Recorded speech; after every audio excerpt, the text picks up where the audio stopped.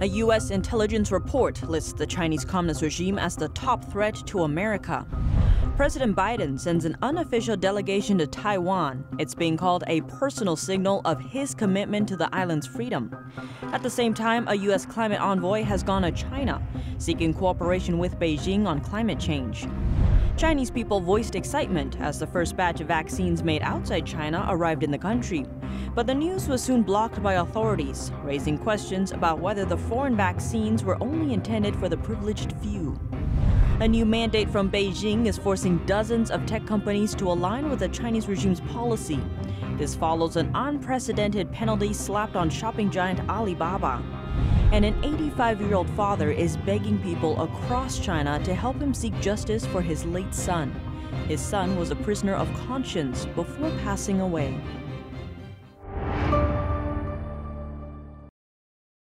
Welcome to China in Focus. I'm Tiffany Meyer. Against a backdrop of aggression from Beijing, the White House is sending an unofficial delegation to Taiwan on Tuesday. The visit comes at the request of President Biden. A White House official says it's a personal signal from Biden about his commitment to Taiwan. The delegation includes a former U.S. senator and 2 former deputy secretaries of state. They'll meet with Taiwan's president and senior officials on Thursday. The visit will coincide with the 42nd anniversary of the Taiwan Relations Act.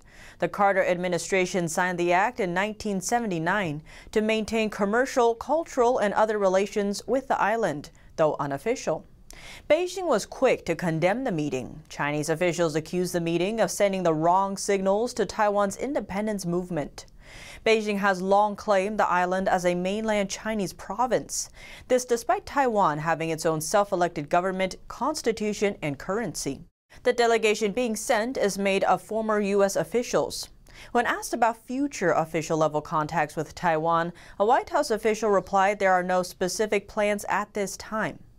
It's a contrast to action under the previous administration. Former U.S. Secretary of Health Alex Azar visited Taiwan in August last year.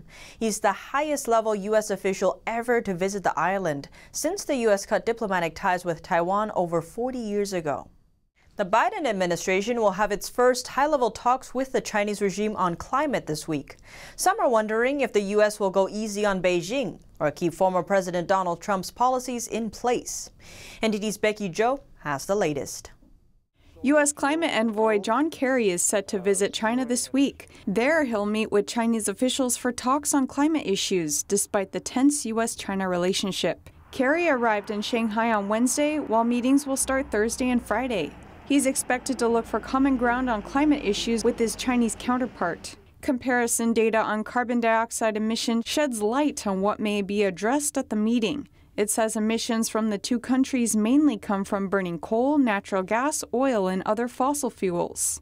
The information comes from U.S.-based science advocacy organization, Union of Concerned Scientists. The organization says China was responsible for almost 30% of global emissions in 2018. That's the highest of any country. On the other hand, the U.S. accounts for about 15% of global emissions, half of China's level. The U.S. recently rejoined the Paris Climate Accord under President Biden.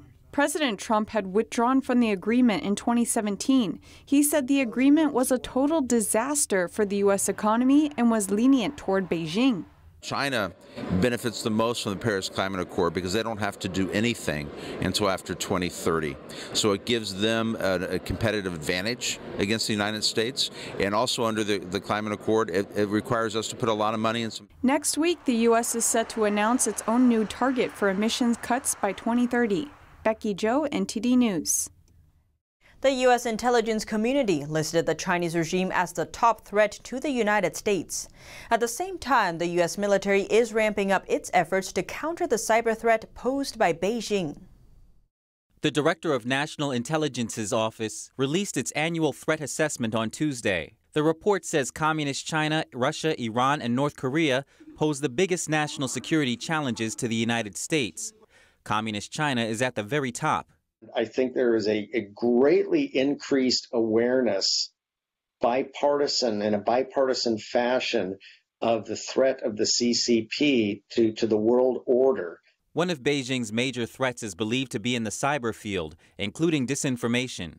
In a hearing last month, The U.S. Special Operations Command disclosed that they are shifting their focus from countering terrorists to fighting Chinese disinformation. They are also preparing for a covert role in any future conflicts with Beijing and creating a joint task force Indo-Pacific. I would call it counter-influence operations by the CCP. And we are really ramping up our counter-influence game. The U.S. Cyber Command is also trying to deal with Beijing's cyber threats. Some of those were launched inside the United States, such as the Chinese-linked Microsoft cyber attack. But U.S. laws and policies prevent the military and intelligence agencies from operating inside the United States. When the president declares a lead agency and everybody else falls in and supports them with their capabilities, it actually is quite effective when it works. To fill in such blind spots, different intelligence agencies have to work together. In addition to cybersecurity concerns, the D&I report also covers other threats posed by China. Under the heading China's Push for Global Power, the report says China will use everything in its power to create new world rules in line with its own authoritarian system. It explains China plans to achieve this by building a world-class military and then using that strength to strong-arm countries into conforming to Beijing.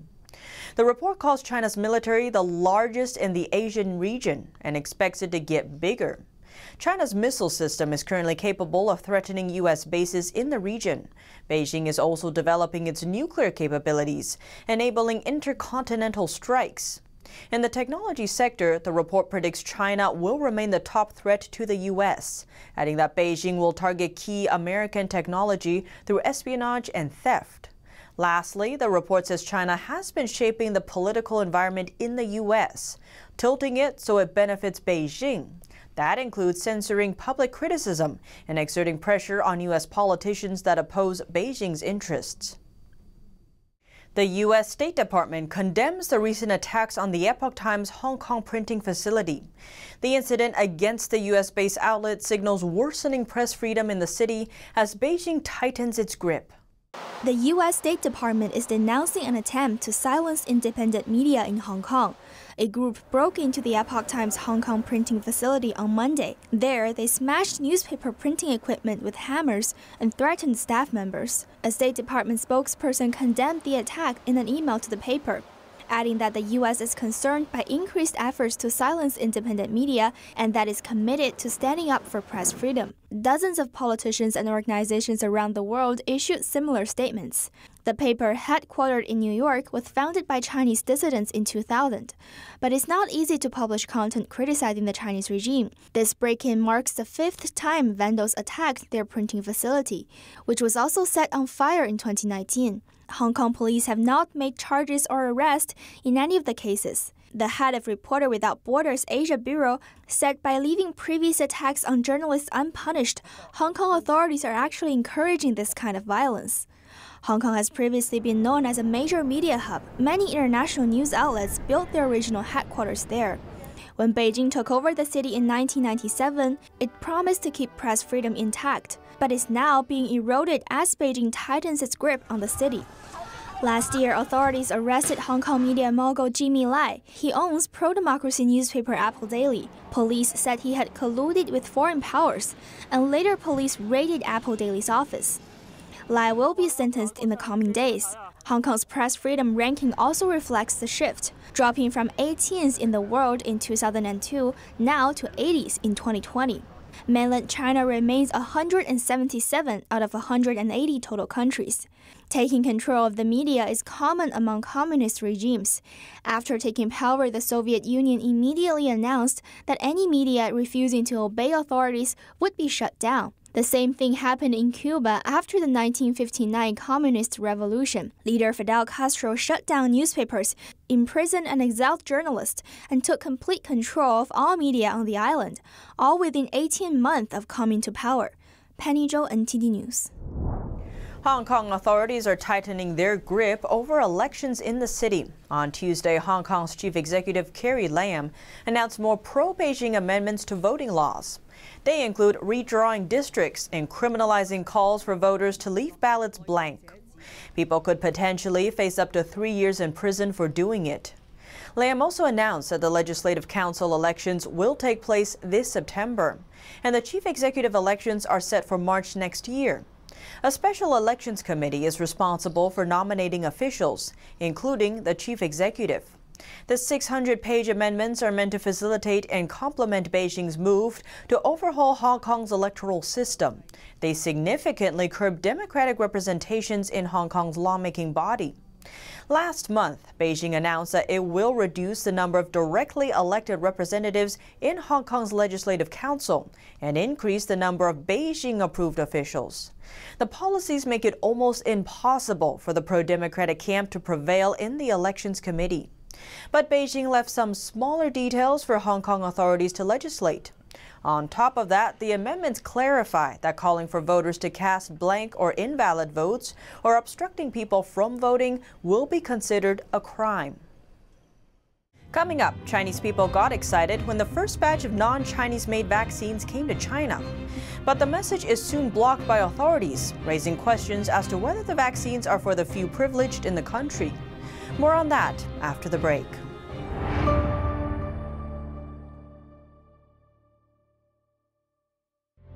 Trends may be fleeting, but values are timeless. We now bring you this new clothing brand with classic design and luxurious comfort. It's our way of sharing hope and inspiration from the world of Shenyun. We bring you Shenyun Dancer. Wear it with honor.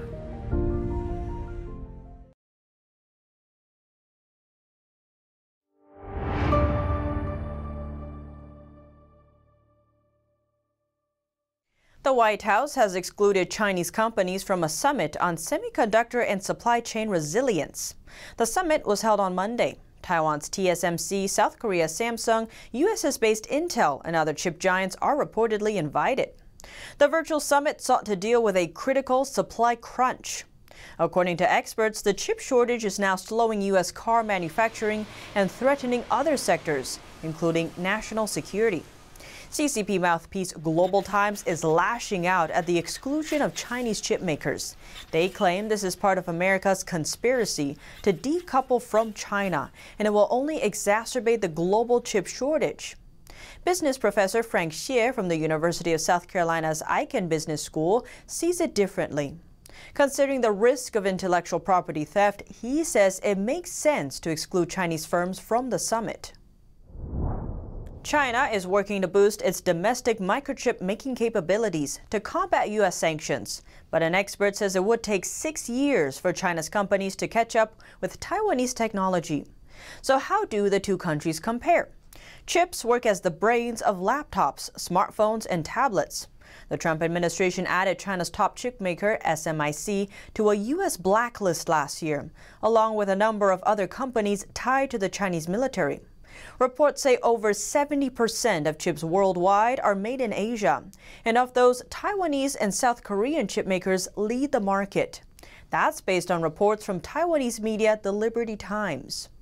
By 2022, Taiwan's Semiconductor manufacturing company and Korea's Samsung will be able to produce chips just 3 nanometers long. But chip makers in communist China can only produce 28 nanometer chips as of now.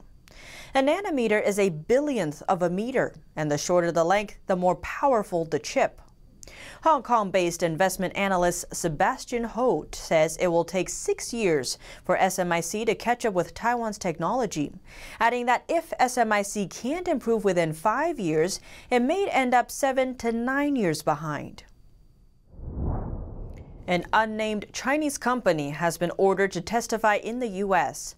The Commerce Department announced the order Tuesday to address national security concerns. In a statement, the department said it will collect information from the company to determine if U.S. supply chains are at risk. In March, the department said it asked multiple Chinese tech companies to testify. The Biden administration has kept former President Trump's tough policies on Chinese companies in place. President Biden has said he views China as America's most serious competitor. The U.S. government plans to impose a Trump-era rule on Chinese companies, singling out those they believe pose security risks. The first batch of Pfizer vaccines has reportedly arrived in China. Many are suspecting this would make Pfizer jabs a potential privilege. Unlike free Chinese-made vaccines, people in China have to pay for Pfizer vaccines. A leading Chinese biopharmaceutical company, Fuxing Pharma, first released the news. They are the sole Pfizer distributor in China. Fuxing says clinical data proves Pfizer vaccines are 95% effective, while Chinese officials have previously admitted that Chinese vaccines' protection rates are not very high. The news about Pfizer's arrival circulated widely on Chinese social media WeChat, but was later blocked. Many say they would rather pay for Pfizer than to get free Chinese vaccines because safety is the #1 priority. Chinese investigative reporter Wang Xian tweeted his concern about Pfizer vaccines potentially becoming a privilege in China. His tweet says, "If Pfizer vaccines are for the privileged only, I feel that it will exacerbate the public's distrust in domestic vaccines. That would counteract pandemic prevention efforts." The Chinese regime's National Health Commission says less than 10% in the country have been vaccinated as of April 10th. It's far below the level required to achieve herd immunity. The Chinese Communist Party is boosting pressure on dozens of tech companies. It's part of an effort to force them to align with the party's policy. Over 30 tech companies and online platforms in China have been ordered to so-called rectify and reform. They have 1 month to complete a self-inspection. Any that fail to comply will face a heavy fine. The new mandate follows an unprecedented penalty of nearly $6 billion posed on shopping giant Alibaba. The new reform was announced Tuesday in a meeting co-hosted by several of the regime's agencies, including the Market Regulation Administration, the Cyberspace Administration, and State Taxation Administration. The departments are advising the tech companies to learn from Alibaba's lesson, urging them to understand, respect, fear, and abide by the rules. They say that's to establish a new order for the digital platform economy. The more than 30 companies involved include many of China's biggest names, like Tencent, Baidu, and Sina Weibo. Share prices for the tech giants all plunged the same day the plan was announced. An elderly man is begging people across China to help him seek justice for his late son. His son was a prisoner of conscience before passing away recently. NTD's Chen Han has more. 85-year-old Guo Yinqi is seen kneeling down in an online video. He is pleading for people across China to redress the death of his son. He sees it as the last chance to seek justice for his late son. His son Guo Hongwei was a rights defender from northeastern China's Jilin province. He died last Friday, April 9, while serving a 13-year prison sentence. His father suspects that physical torture in prison led to Guo's death. Earlier this month, on April 4th, the prison called Guo's father, asking him to go to the hospital and consent to his son's surgery. The hospital said Guo had cerebral hemorrhage, meaning uncontrolled bleeding in the brain. The next day, the hospital said Guo needed another surgery, but before and after the 2 surgeries, authorities didn't allow Guo's family to visit him. After we rushed to the hospital, we asked to see Guo Hongwei, but we were told that he's lost consciousness. They said even if we see him, he wouldn't know, so we were not allowed to see him. 4 days later, the family was notified that Guo had died. The police asked the family to consent to cremation, but Guo's father disagreed. He believes Guo died of torture. Why were we not allowed to see him even once after he arrived in prison? What's more, the corpse in the coffin was extremely skinny. After arriving in prison, he must have been subjected to various abuses, including starvation. In addition, we suspect that his cerebral hemorrhage was caused by beating. Guo's father adds the police told the doctors that Guo had been in a coma for more than 2 hours before being sent to the hospital. The police didn't explain why there was the delay. Guo used to work at a power plant in Jilin province.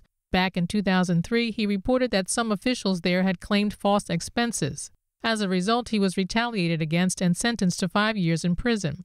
After finishing his first sentence, he continued to petition and supported Hong Kong's pro-democracy umbrella movement. In 2016, he was again sentenced to 13 years in prison for what authorities called blackmailing and provoking trouble. Before Guo's death, his family had been trying to bail him out on medical grounds, but failed. A lawyer in China familiar with the issue says Guo's death was no surprise. The lawyer intends to remain anonymous for safety reasons.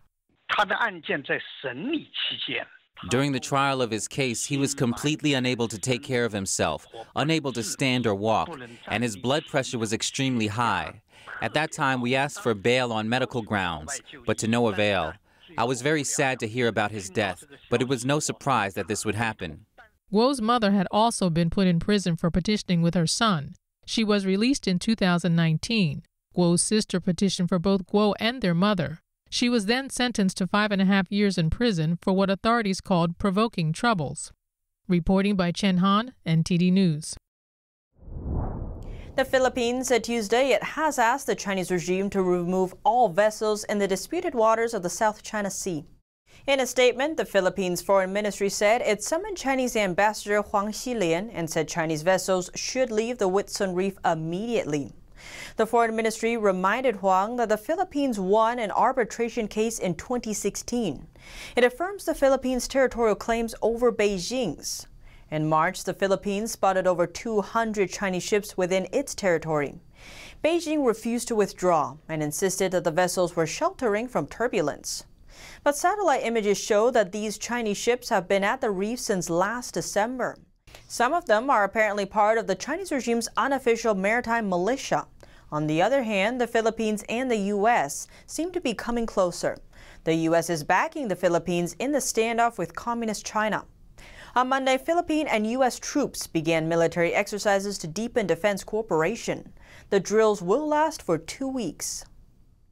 And that's all for today's China in Focus. Thanks for watching and see you tomorrow.